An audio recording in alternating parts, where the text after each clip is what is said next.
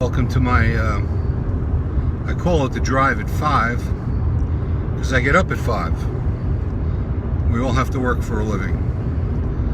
Anyway, I watched the debate last night and have a few comments, some thoughts, opinions on what went down last night. It was a pretty good debate. First thing I would like to discuss is this birther issue that keeps coming up.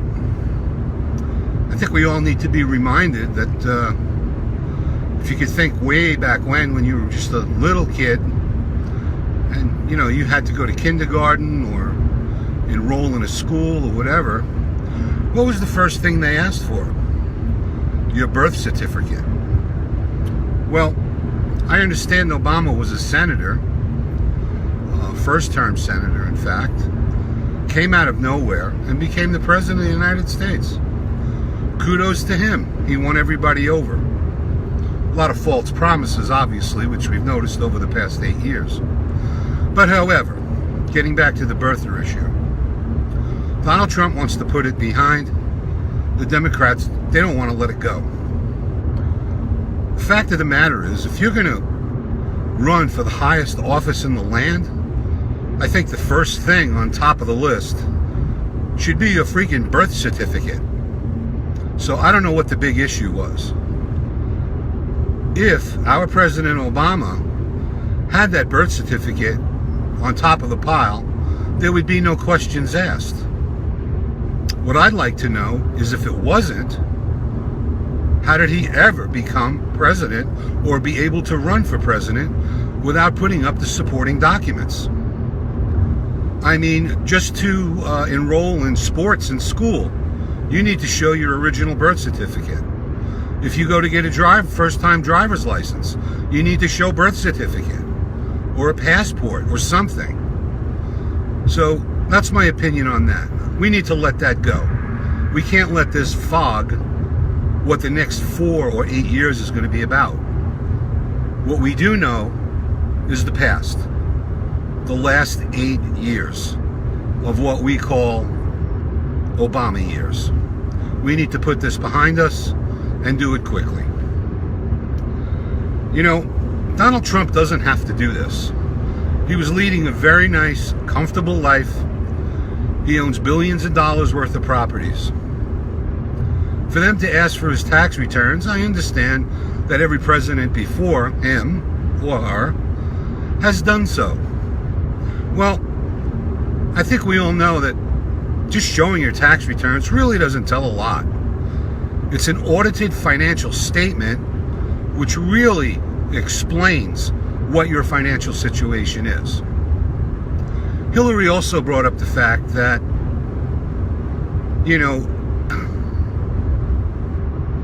he owes $600 and some odd million. Well, when you have a multi-billion-dollar corporation, you have to have some debt.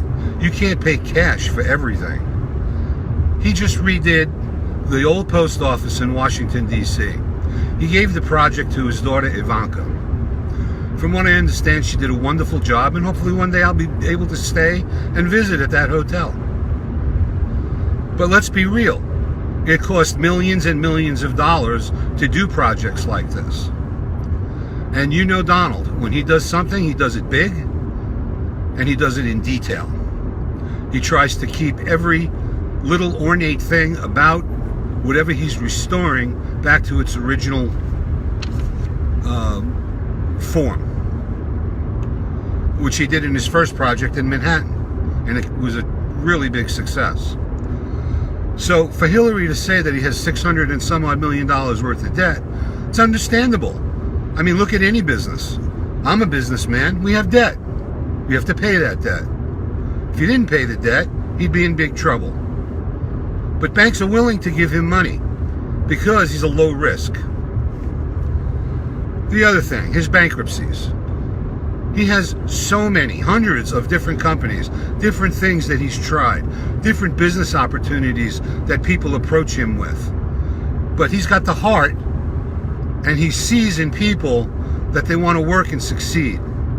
So he may go in as a partner, and maybe those businesses don't work out. So ultimately, there is a law that you can follow called bankruptcy, and there's many types of different bankruptcies. So all he did was use the law and file for bankruptcy. No big deal. Unfortunately, people that did lend money and invest probably lost their money, but they could write that off on their taxes. The other thing is that Hillary claims that Donald doesn't pay taxes. Zero. I find that very hard to believe. Any businessman who owns a business knows you're going to pay taxes no matter what. There's not an accountant in the world, especially with the numbers that we're talking about with Donald Trump, where he's not going to pay taxes. Even if he didn't pay taxes, look at all the tens of thousands of people that he employs, who he pays salaries to, that are on the books, that he's paying benefits to, that he's deducting federal, state, and local taxes from. So you can't say that Donald Trump's not paying taxes. His employees are paying taxes through their salaries and bringing that money to government. And then what does government do with the money? I don't even have to ask that question. I think you all know. So, you talk about his tax plan. His tax plan wants to reduce corporate income tax. That's an A+ for me. If he reduces income tax to corporations, it gives corporations more money to expand their business, take care of their employees, spread the wealth, pay bonuses, give increases, and treat your employees and make them happy to work. This is one of the problems in today's business. Very difficult to take care of your employees because of such high tax burden that's upon us. As far as her tax plan goes, she's going to raise taxes everywhere that she possibly can, including put more regulations on businesses where they either won't be able to open or they're going to have to close. So, sorry, I'm in traffic here.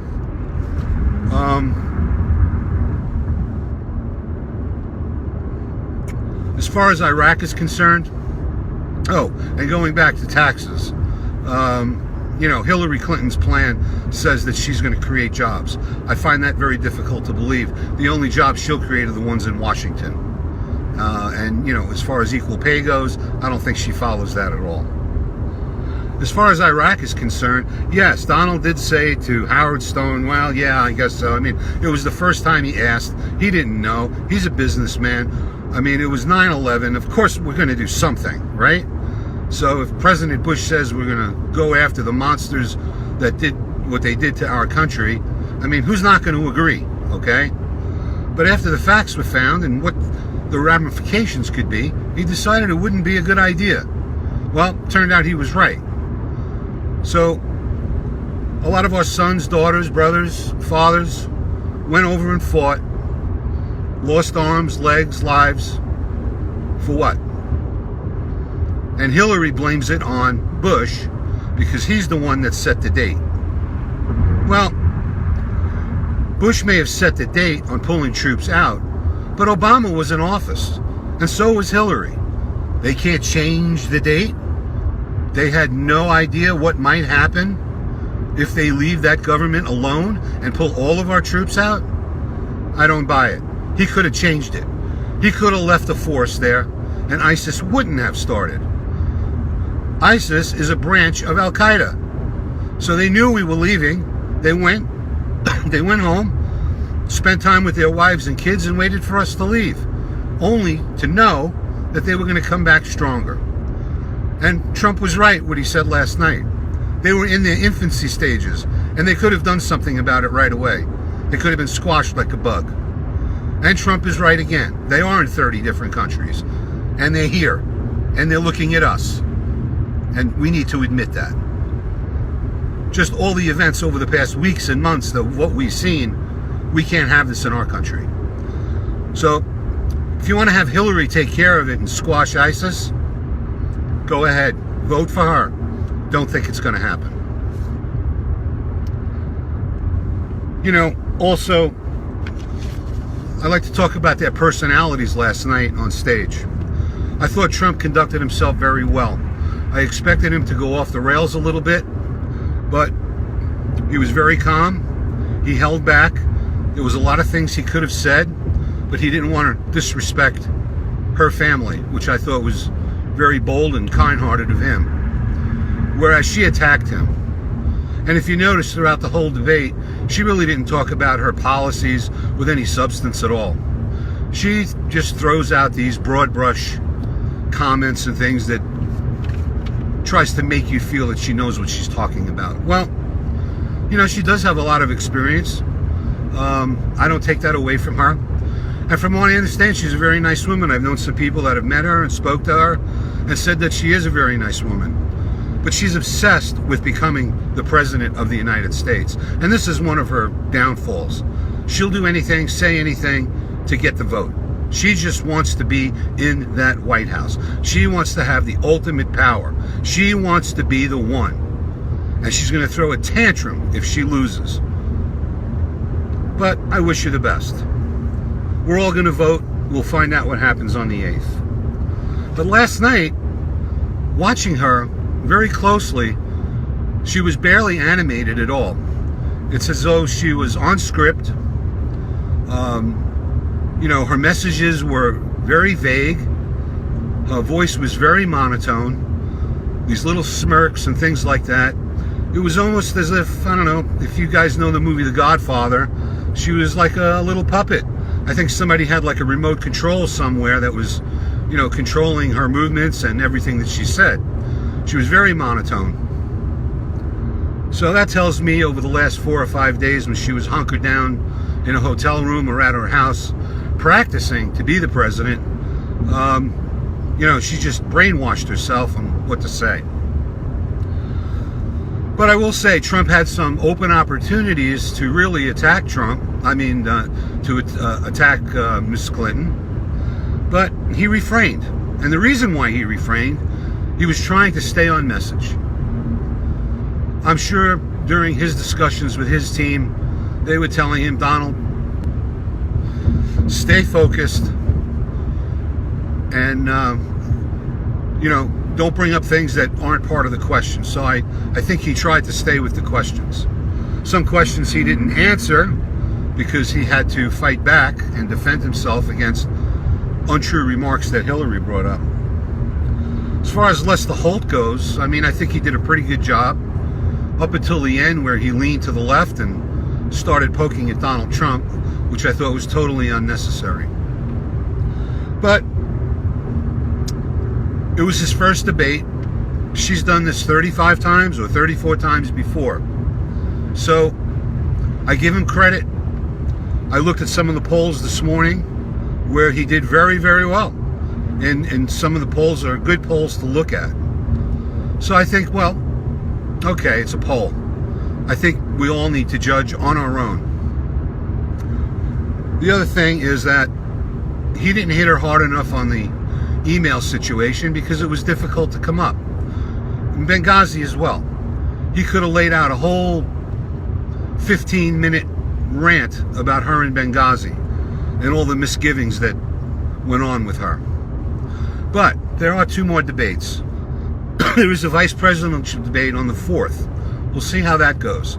I'm sure Mike Pence is going to bring up quite a few things as well. Well, let's not forget our friend at WikiLeaks. Everybody loves WikiLeaks. Let's not forget the October surprise. And I'm sure that they're going to release something that's going to be damaging to Hillary. How damaging, I don't know. But it should be done. It should be done just before the debate so she doesn't have time to recover or come up with any kind of lying answer that she would most likely give to us. So final thoughts. You know, Donald Trump doesn't have to do this. He could have kept on going. Wonderful company, excellent family. His kids are amazing. I mean, I think my kids are amazing. He did an amazing job. It's part of what we do. I mean, Donald Trump's older than I am, but not that much. Yeah, he gave the kids a very good life, but you know what? They all work very hard. I don't think any of them take advantage of anything that they have or what they've done. They work very hard. They take after their father. He's got a good family. Hillary as well. She's got a good family. She's got a nice daughter. But it's everything behind the scenes with Hillary that's scary. So anyway, she just wants to be in the White House. Donald Trump wants to be in the White House. And you know, Hillary's slogan, stronger together. It's a pretty good slogan. It doesn't have much meaning. But, you know, it's something maybe Donald Trump should use. Because stronger together works really well after you say stronger together to make America great again. That makes sense. Just stronger together doesn't mean anything. She has this book. It only got 1 star. So you can imagine what might be in it. Again, if you read books about Hillary, it'll blow your mind. There's more books out there about her and the things that she's done. I mean, there's books there on how to stop Hillary from becoming president and what she's going to do when she becomes president. Right now I'm reading Eric Bolling's book called Wake Up America. And all I can say to end this is, America, wake up. Talk to you guys tonight.